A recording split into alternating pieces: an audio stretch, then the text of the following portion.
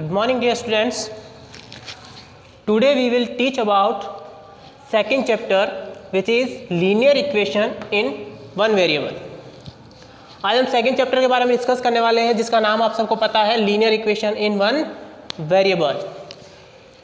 इसको स्टार्ट करने से पहले कुछ टर्म्स हैं, कुछ वर्ड्स हैं जिनके बारे में हम डिस्कस कर लेते हैं। तो सबसे पहला एक जो वर्ड आता है वो है हमारे पास वेरिएबल। एक वर्ड आएगा हमारे पास कांस्टेंट।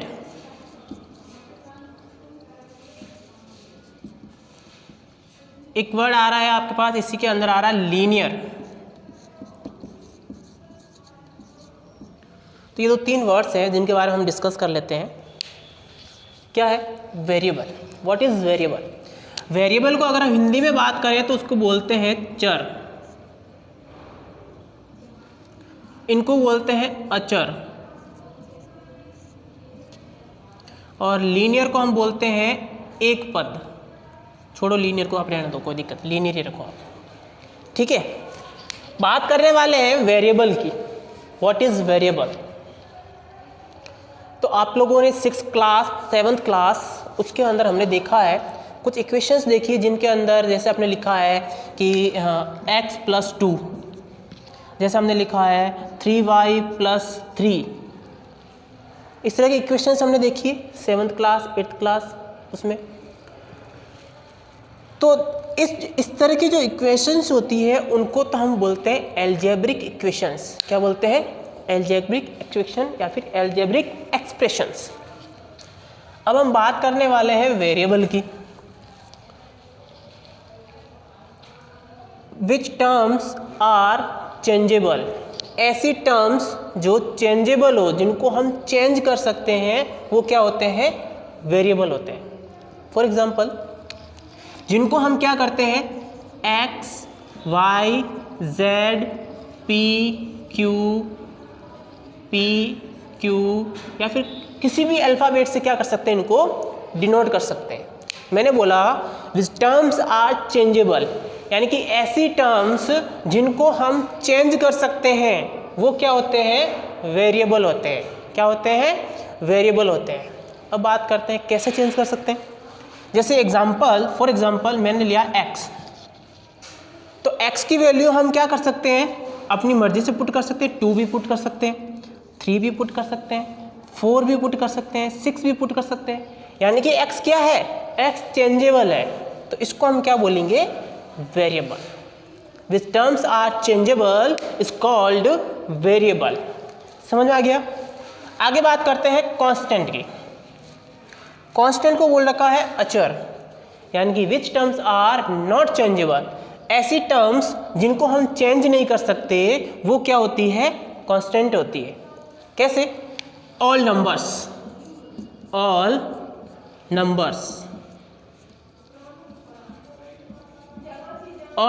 Are constant.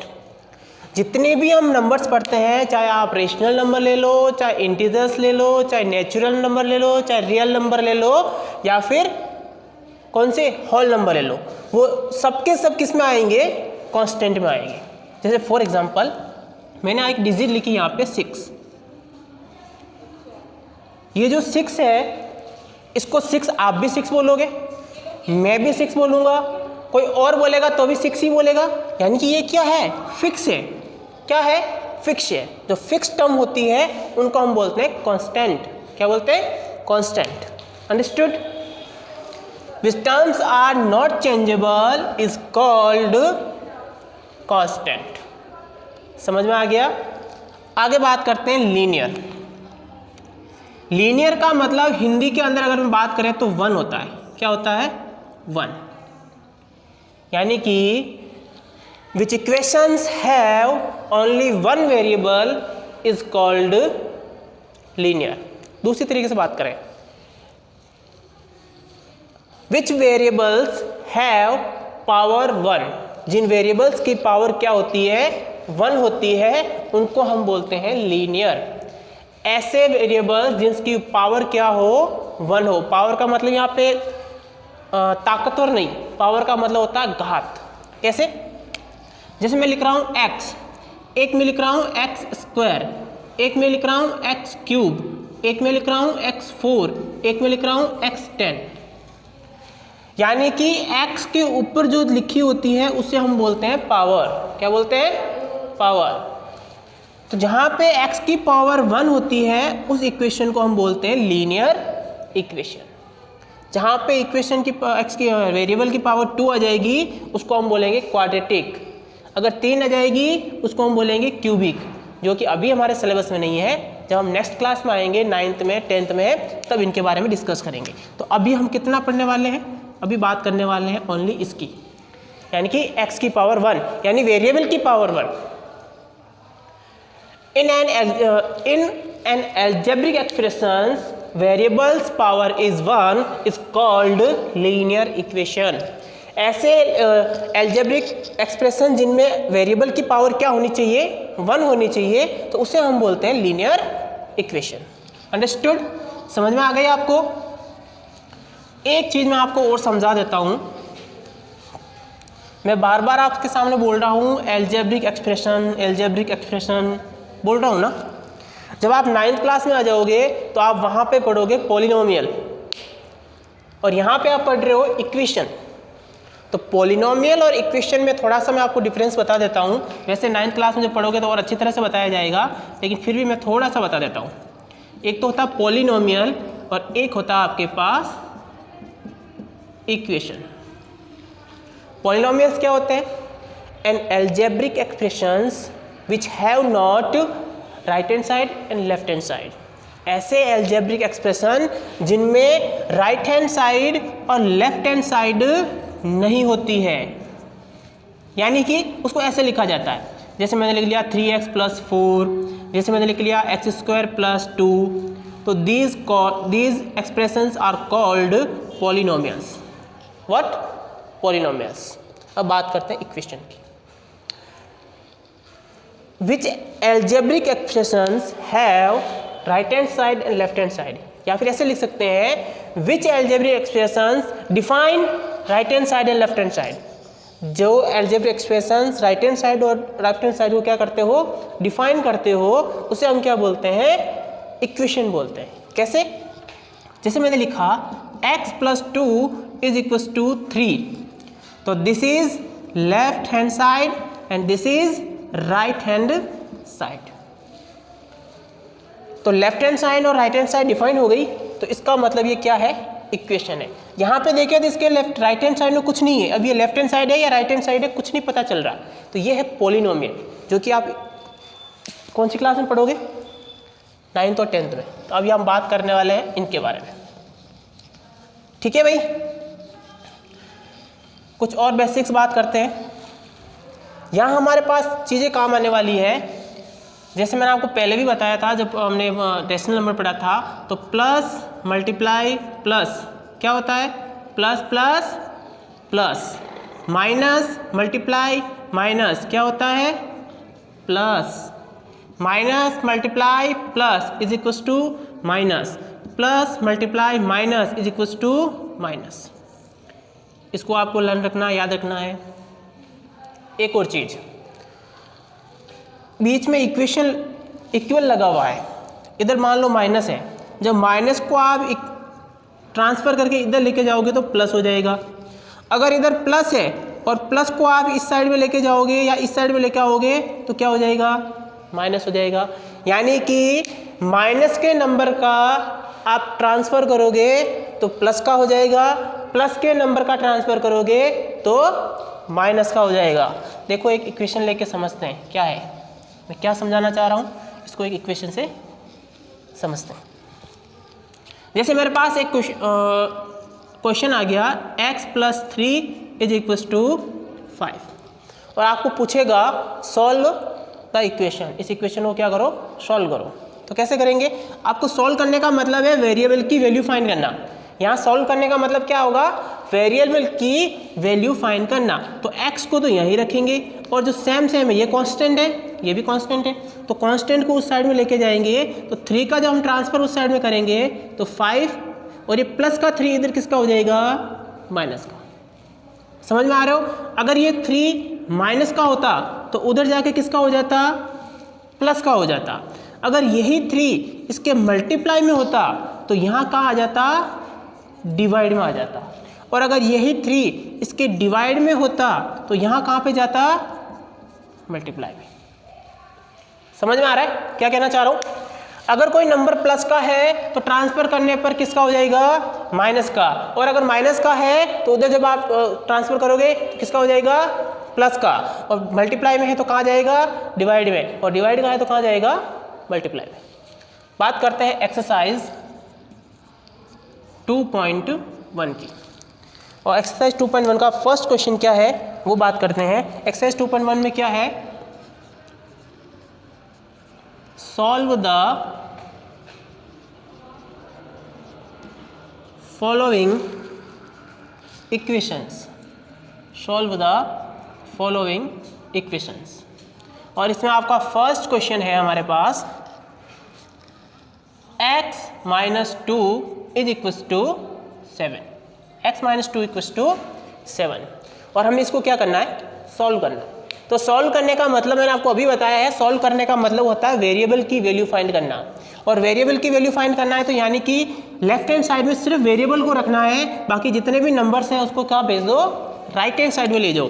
तो लेफ्ट हैंड साइड में आपको x को रखोगे तो x इज इक्वल्स टू 7। जब 2 का ट्रांसफर हम इस साइड में करेंगे तो क्या हो जाएगा, 2 प्लस का हो जाएगा। तो x इक्वल्स टू क्या हो गया, 9। Very simple, very very simple. Second question आप करेंगे, थर्ड क्वेश्चन आप करेंगे। मैं बताता हूँ आपको फोर्थ क्वेश्चन।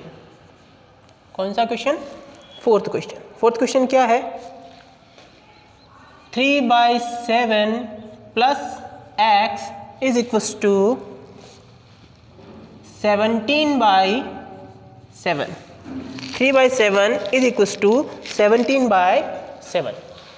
क्वेश्चन बिल्कुल सिंपल सा है, लेकिन यहाँ पे जो वैल्यू दे रखी है वो किस में दे रखी है, फ्रैक्शंस में दे रखी है। ठीक है भाई, फाइंड क्या करना है आपको, x की वैल्यू फाइंड करनी है। तो x को हम यहाँ ही रखेंगे, ट्रांसफर किसको करेंगे, 3/7 को। 3/7 का ट्रांसफर उधर करेंगे तो 17/7 तो ऐसा का वैसा। और ये इधर किसका है, जिसके सामने कोई साइन नहीं होता है उसके सामने किसका साइन होता है, प्लस का साइन होता है। तो उसका जब उधर ट्रांसफर करेंगे तो ये किसका हो जाएगा, माइनस का 3/7। और 3/7 तो ये 7 तो आ जाएगा आपका एलसीएम। जब दोनों का डिनोमिनेटर क्या हो, सेम, तो न्यूमरेटर भी वो सेम का सेम रहेगा। तो क्या आंसर आ गया, 14/7। या 14 में 7 का डिवाइड होता है क्या, जब अपन 7 की टेबल बोलेंगे 7 1 जा 7, 7 2 जा 14, तो ये 7 1 टाइम कैंसिल हो जाएगा और ये 2 टाइम कैंसिल हो जाएगा। तो x की वैल्यू क्या आ गई आपके पास, x की वैल्यू आ गई 2। अंडरस्टूड, बहुत सिंपल सा है, कुछ करने जैसा है ही नहीं। आगे बात करते हैं क्वेश्चन नंबर 5 की। क्वेश्चन नंबर 5 बहुत ईजी सा है। क्वेश्चन नंबर 5 क्या है, 6x इज इक्वल्स टू 12। और यहाँ पे अपन देखें तो ये जो 6 है वो x के क्या है, मल्टीप्लाई में है। और जब मल्टीप्लाई में है तो उधर जाएगा कहाँ पे जाएगा, डिवाइड में। तो x इक्वल्स टू क्या हो जाएगा, x इज इक्वल्स टू 12। 6 कहाँ चला जाएगा, डिवाइड। अभी मैंने बताया ना आपको, कोई नंबर या कोई कांस्टेंट अगर मल्टीप्लाई में है तो कहाँ जाएगा, डिवाइड में। और डिवाइड में है तो कहाँ जाएगा, मल्टीप्लाई में। तो यहाँ पे आपके पास x की वैल्यू क्या हो जाएगी, 6 1 जा 6 और 6 2 जा 12। तो x की वैल्यू कितनी आ गई, 2। सिंपल सी बात है, लिखो इसको।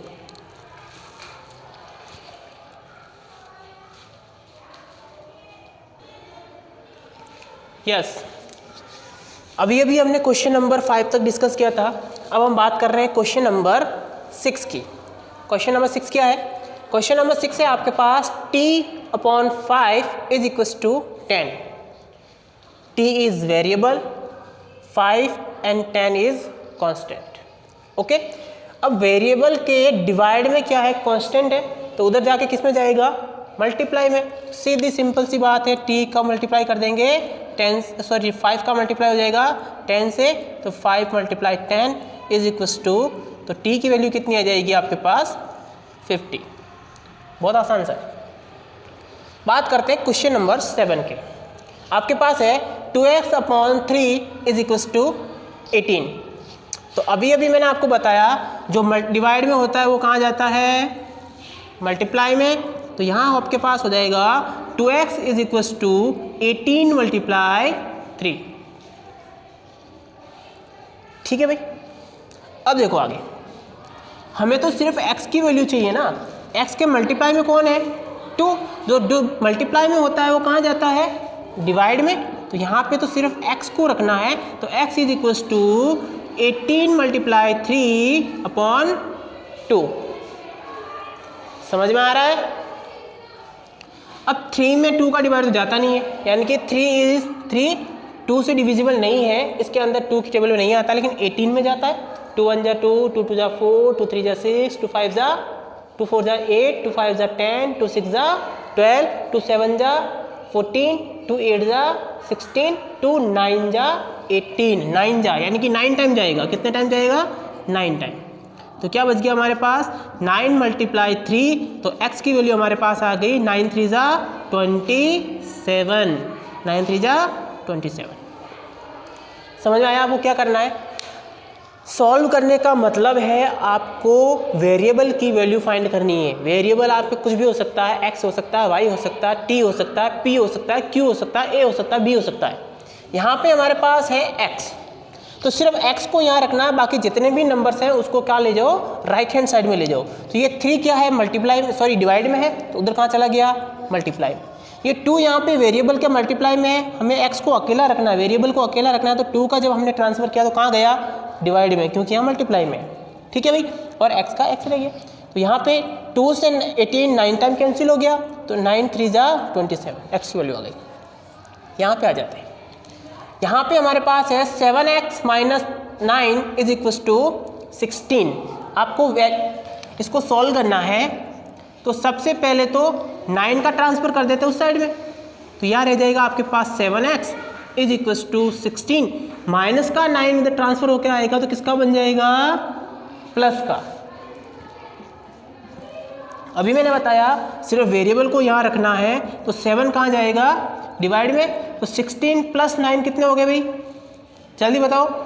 16 प्लस 9 आपके पास हो गया 25, और 7 कहाँ चला गया, इसके डिवाइड में। This is your answer. अगर आंसर फ्रैक्शन में आ रहा है तो उसको फ्रैक्शन में ही रखना है, उसको आपको पॉइंट में वैल्यू लाने की ज़रूरत नहीं है। आगे यहाँ तक समझ में। 2 क्वेश्चन और डिस्कस करते हैं, उसके बाद एक्सरसाइज कंप्लीट।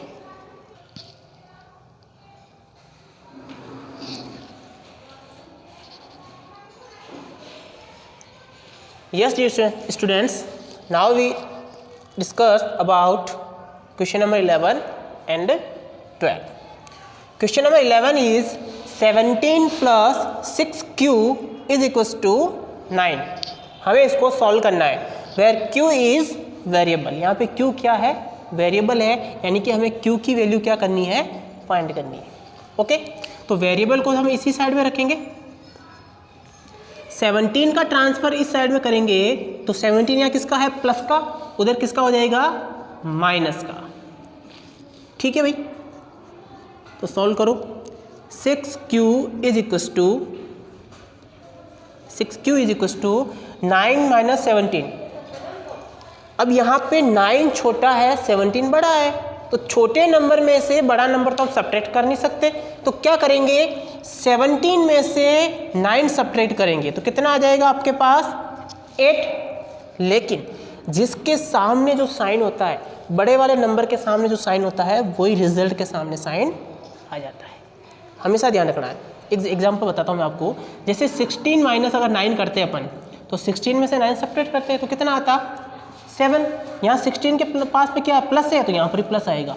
अगर मैं इसको ऐसे कर देता 9 माइनस 16, तो यहाँ पर भी आंसर तो 7 ही आता, लेकिन साइन क्या आ जाता, 16 के सामने वाला साइन। 16 के सामने साइन क्या है, माइनस का, क्योंकि रिजल्ट के सामने साइन हमेशा वही आता है जो बड़े नंबर के सामने होता है, जो बिगर नंबर के सामने जो साइन होता है वही रिजल्ट के सामने साइन आता है। ठीक है भाई, ओके। 9 में से 17 माइनस करेंगे, यानी 17 में से 9 माइनस किया तो कितना आ गया 8 आएगा। किसका? ये माइनस का है तो यहाँ क्या आएगा माइनस। आपको वैल्यू किसकी फाइंड करनी है भाई? क्यू की।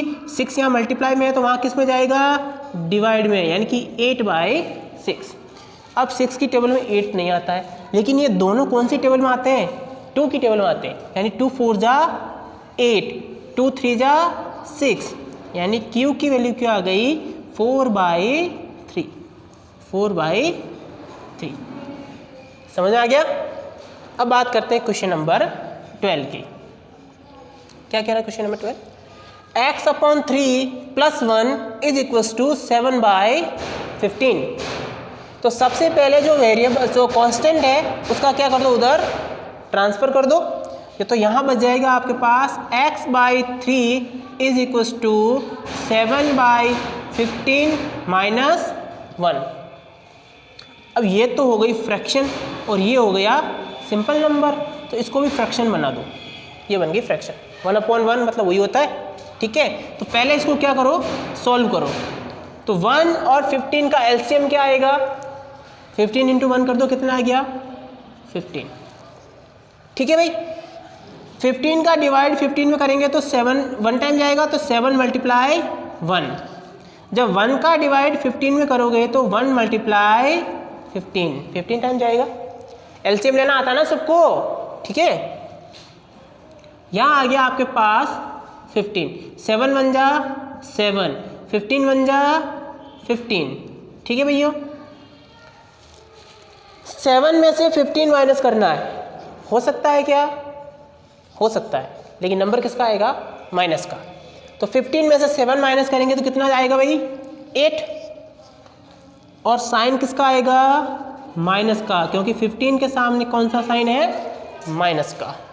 ये किसके इक्वल आया है? x/3 के इक्वल आया है। क्या? -8/15। आपको वैल्यू फाइंड करनी है किसकी? x की। तो x को यहाँ रखेंगे -8/15। अब ये 3 यहाँ पे किस में है? डिवाइड में है, तो उधर कहाँ जाएगा मल्टीप्लाई में जाएगा। ये हो गया आपका मल्टीप्लाई में। समझ में आ गया भाई? 3 1 जा 3, 3 5 जा 15, तो x की वैल्यू क्या आ गई -8/5। -8/5 समझ में आ गया। वापस देखते हैं एक बार। यहाँ पे आपके पास है x/3 + 1 = 7/15। हमने क्या करना है, x की वैल्यू फाइंड करनी है। ठीक है, तो हमने क्या किया, इस कांस्टेंट का ट्रांसफर उधर कर दिया, तो 1 का ट्रांसफर जब इधर किया तो -1। ये फ्रैक्शन है तो इसको भी फ्रैक्शन बना दिया 1/1। फिर क्या किया, 1 और 15 का एलसीएम आ गया 15। 15 का डिवाइड 15 में किया तो 1, तो 7 × 1। 1 का डिवाइड 15 में किया तो 15, तो 1 × 15, तो 7 - 15। 7 में से 15 माइनस किया तो कितना आ गया -8। तो -8/15 किसके इक्वल में है? x/3 के। यहाँ 3 डिवाइड में है, जब 3 का ट्रांसफर उस साइड में करेंगे तो क्या करेंगे क्रॉस मल्टीप्लाई। जब इससे मल्टीप्लाई करेंगे तो यहाँ आ गया 3 मल्टीप्लाई में। 3 से 15 कैंसिल हो गया 5 टाइम, यानी -8/5 इज योर आंसर। एक्सरसाइज 2.1 आपके क्या हो गई है, कंप्लीट हो गई है। अब थोड़ी सी बात मैं आपको कर देता हूँ। ड्यू टू कोविड-19 आपका कुछ सिलेबस क्या हो गया है, हटा दिया गया, डिलीट कर दिया गया है। तो अब चैप्टर नंबर 2 में, चैप्टर 2 में हम क्या क्या पढ़ने वाले हैं? चैप्टर 2 में हम पढ़ेंगे एक्सरसाइज 2.1, एक्सरसाइज 2.5 और एक्सरसाइज 2.6। ये तो हम क्या करेंगे, इसको तो हम पढ़ेंगे। इसके अलावा हटगी कौन सी आपकी? एक्सरसाइज 2.2, एक्सरसाइज 2.3 और एक्सरसाइज 2.4। इनको हमें नहीं पढ़ना है, इनको हमारे सिलेबस में क्या कर दिया गया है, रिमूव कर दिया गया, हटा दिया गया। तो ये 3 ही एक्सरसाइज पढ़नी है। इसमें से हमने 2.1 कंप्लीट कर ली है। कल हम बात करेंगे एक्सरसाइज 2.5 की। तब तक के लिए गुड बाय।